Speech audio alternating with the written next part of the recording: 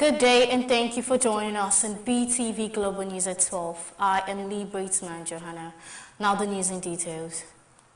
Iranian journalist and political dissident Masih Alinejad broke down in tears at the United Nations on Tuesday as she read out the names of people she said were killed during an anti-government protest in Iran.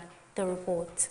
Speaking during a session focused on human rights violation, Alinejad paused repeatedly to steady herself while recounting the deaths, saying many of the victims were young men and women whose lives were cut short for demanding basic freedoms. Her voice shook as she described the emotional toll of reading the names, adding that behind every name was a family left grieving. Alinejad told delegates that the protesters were killed during demonstrations sparked by public anger over political repression, economic hardship, and restrictions on personal freedom. She accused Iranian authorities of using excessive force to suppress dissent and said many deaths had not been properly investigated. These are not just numbers, she said, holding back tears. They are human beings who want dignity, freedom, and a future. The journalist who lives in exile said families of victims continue to face intimidation and threats for speaking out. According to her, some relatives have been arrested or warned against holding public funerals or sharing information about how their loved ones died. Iranian officials have repeatedly denied allegations of widespread abuses, insisting that security forces act within the law and blaming unrest on foreign interference. However, international rights groups have accused Tehran of carrying out unlawful killings,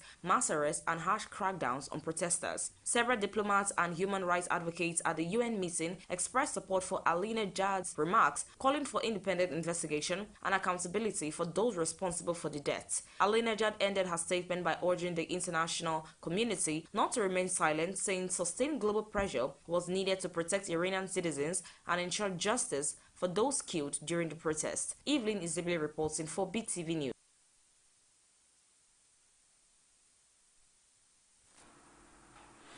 United States President Donald Trump on Monday welcomed the Stanley Cup champion Florida Panthers to the White House, honoring the National Hockey League side for their historic achievement as two-time league champions. The report.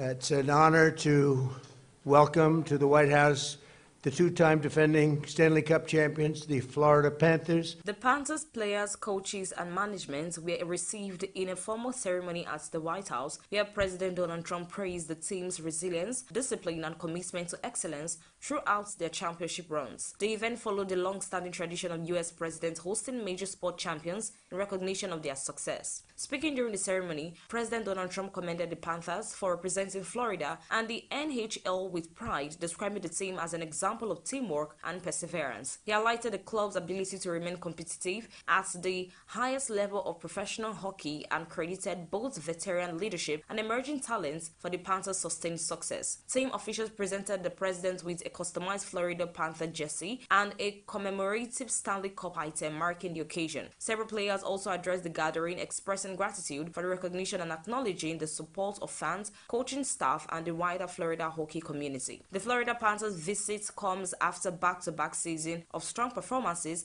that culminated in Stanley Cup victories, cementing the franchise place among the NHL elite teams. The championship celebration have included fan parades, community outreach events, and now the official White House reception. The ceremony concluded with a group photograph and a private tour of parts of the White House, bringing the Panthers championship recognition tour to a symbolic close at the nation's seat of power. Evelyn Isibili reporting for BTV News.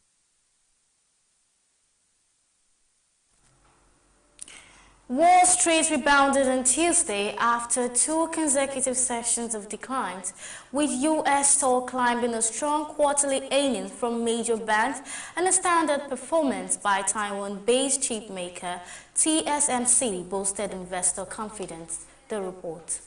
Shares of Morgan Stanley and Goldman Sachs surged after both investment banks reported better than expected quarterly results. The upbeat earnings were driven by improved performance in trading, investment banking, and wealth management, signaling resilience in the financial sector despite ongoing concerns about interest rates and economic uncertainty. The strong result helped lift broader banking stocks and provided momentum for the wider market. Adding to the positive sentiment, Taiwan's semiconductor manufacturing company posted blockbuster quarterly results, underscoring robust global demand for advanced chips, particularly those used in artificial intelligence and high-performance computing. TSMC outlook reassured investors about the strength of the semiconductor supply chain and the pace of technology spending. The strong performance from TSMC spilled over into US-listed chip makers, with shares of major semiconductors company rising sharply. Investors welcome signs that demand for chips remains solid, easing fears of a slowdown into the technology sector.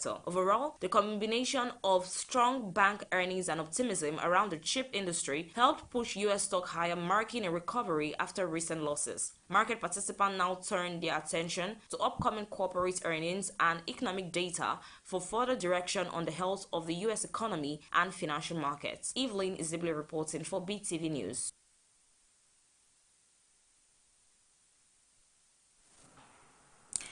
Venezuelan opposition leader Maria Corina Machado has said she presented a Nobel Peace Prize medal to United States President Donald Trump during a meeting at the White House. The report.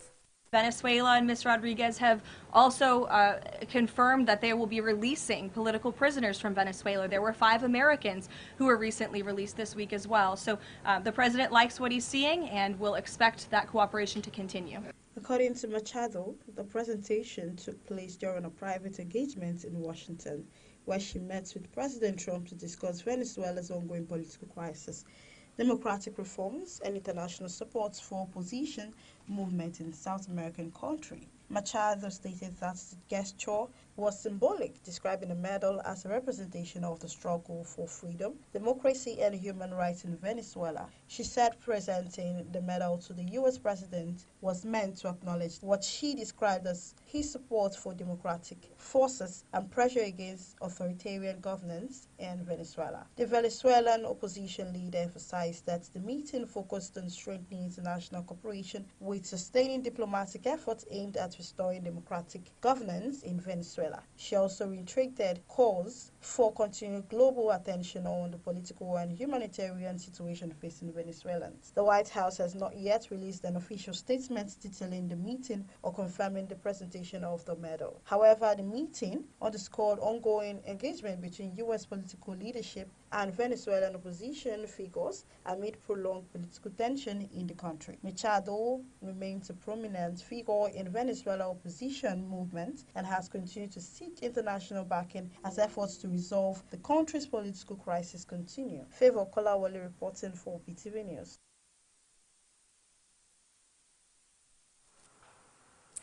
Massive protests across Iran have reignited debate among exiled opposition groups, exposing deep divisions that continue to undermine efforts to form a united front against the Islamic Republic. The report. The protests, triggered by widespread grievance over economic hardship, political repression, and social restriction, have spread across multiple cities, drawing participation from students, workers, women, and minority groups. Demonstrators have called for sweeping political change, with slogans directly challenging the authorities of Iran's ruling clerical establishment. As images and reports of unrest circulate globally, Iranian opposition figures living abroad have sought to position themselves as alternatives to the current government. However, long-standing rivalries and ideological disagreements, many of which predate the 1979 Islamic Revolution, have once again come to the surface. Exiled factions, including monarchists loyal to the former royal family, Republican advocating a secular democratic system, leftist groups from roots in revolutionary movement, ethnic minority organizations, and former former reformists disillusioned with the Islamic Republic. While most agree on the need to end clerical rule, they remain sharply divided over what should replace it, who should lead any transition. Supporters of the former monarchy, centered around Reza Pahlavi, the son of Iran's last Shah,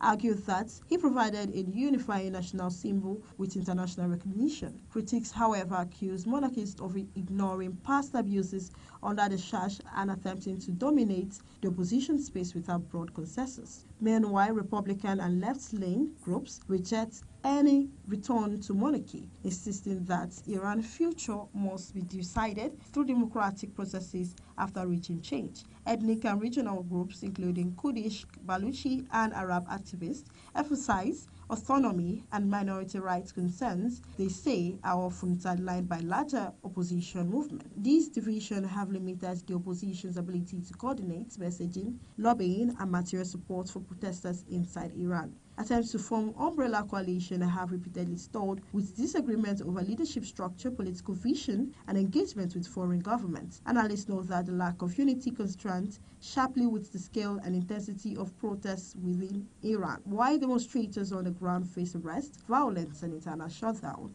exiled groups often engage in public disputes on social media and satellite television, weakening their credibility among Iranians at home. Iranian authorities have capitalized on these fractures, portraying the opposition as fragmented, foreign-backed, and incapable of governing. State media frequently highlight disagreements among exiled figures to reinforce the government's narrative that there is no viable alternative to the Islamic Republic. Despite the challenges, some activists argue that the current unrest presents a rare opportunity for cooperation. They call for minimum consensus focused on human rights, democratic principles, and support for protesters rather than ideological dominance. Whether Iran exiled opposition can overcome decades of mistrust and rivalry remains uncertain. For now, as the protest continues to shake the country, the movement outside Iran remains divided, its collective influence weakened at a moment many see as critical for the nation's future. Favor Kolawole reporting for Beetv News. Residents of villages across China's Hebei province are enduring a harsh winter with limited heating, as rising natural gas prices and reduced government subsidies makes it increasingly difficult for households to keep their homes warm. The report. Hebei, located in northern China, experiences some of the country's coldest winter temperatures. In recent years, many rural communities were encouraged to switch from coal to natural gas as part of China's environmental drive to reduce air pollution. While the transition initially came with government support to offset costs, villagers now say their subsidies have been cut back significantly. As a result, the price of natural gas have climbed beyond what many rural families can afford. Several residents report rationing their gas use, turning heaters on only for short period, or relying on extra layer of clothing or blankets to cope with the cold. In some homes, heating is reserved for children or elderly family members, while others go without entirely. Local villagers say their income, largely dependent on small-scale farming or temporary work, have not kept pace with the rising costs of energy. For many households, paying for sufficient gas throughout the winter would consume a large portion of their monthly earnings. Some residents have expressed frustration that they were discouraged from using coal but now struggle to afford a clean alternative. Community officials acknowledge the pressure on residents but say local governments are constrained by tighter budgets and a higher overall energy cost. Natural gas prices have risen due to broader market factors, including supply constraint and increased demand during winter months, limiting the ability of authorities to maintain previous subsidy levels. The situation have renewed debate over the pace and support mechanism of China's clean energy transition in rural areas. While environmental policies have helped reduce smog and improve air quality, critics argue that insufficient financial support risks placing an unfair burden on low-income households. As winter continues, villagers Hebei remain caught between environmental policy goals and daily survival needs, hoping for additional assistance or policy adjustment that would allow them to stay warm without falling deeper into financial hardship. Favor Kolawole reporting for Beetv.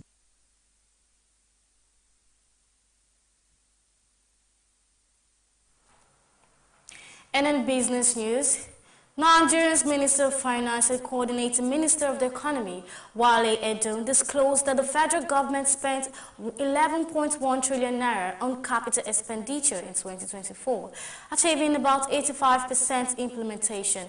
He attributed this performance to an extended budget cycle designed to ensure that priority projects were completed rather than abandoned. The report. Despite this, economists have raised concern about real economic impact of the spending. They argue that delay in the release of funds have weakened the growth-enhancing benefits of capital expenditure, noting that only a small portion of the 2025 capital budget have been released so far.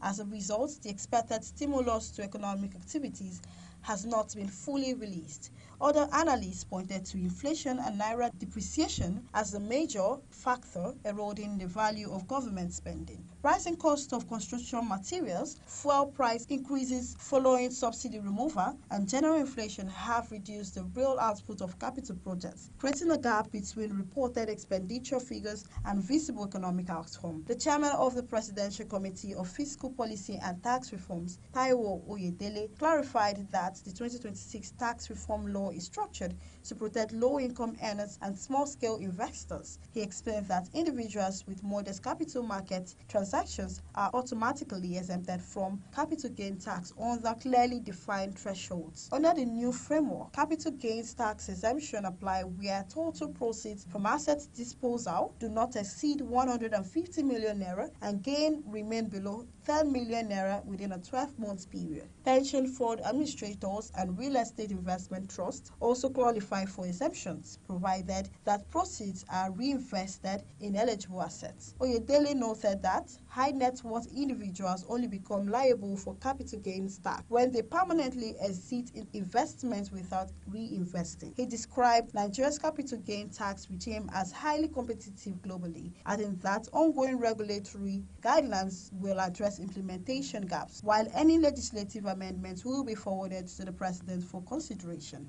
The Lagos State Internal Revenue Service has reaffirmed January 31st, 2026 as a stationary deadline for employers to file annual tax returns for the 2025 financial year. The reminder aligns with the provision of the Nigerian Tax Administration Act 2025, which governs tax compliance obligation nationwide. Employers are required to submit comprehensive details of employee emolument, compensation, and tax deduction and remitted, as well as payments made to service providers, vendors, and consultants. The law mandates that all applicable tax for the year must be fully remitted before the filing deadline. LIRS warned that failure to comply with the filing requirements will attract stationary sanctions, including administrative penalties. The agency urged employees to prioritize timeline and accurate tax filing, describing tax compliance as a core business responsibility under the new legal framework. Favor Kolawole reporting for Beetv News.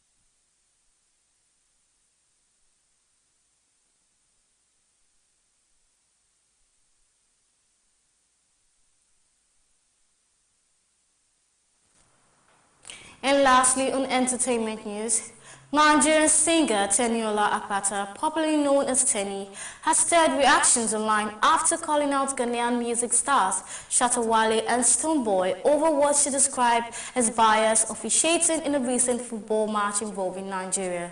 Also, Odumodu Black makes shocking declarations about working with Ghanaian artists. The report.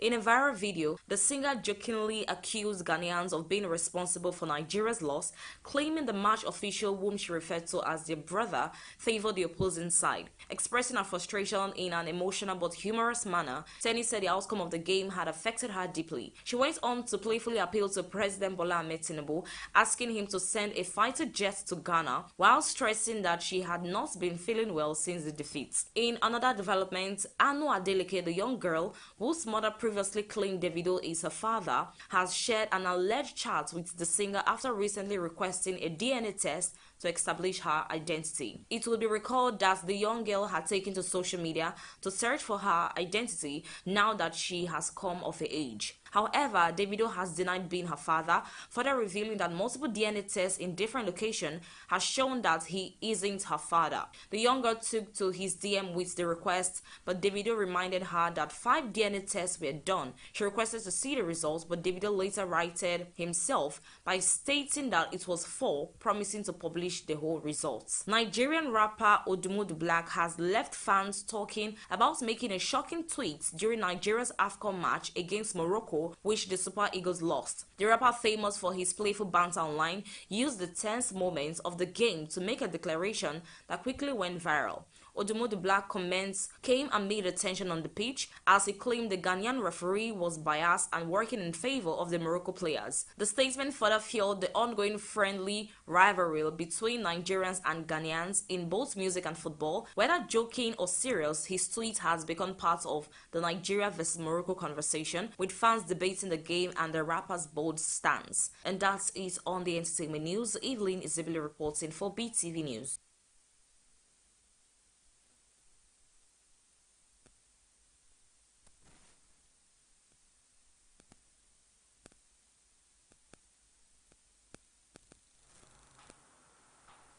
And that's it on our global news update. Thank you for joining us. I am Lee Waitsman Johanna.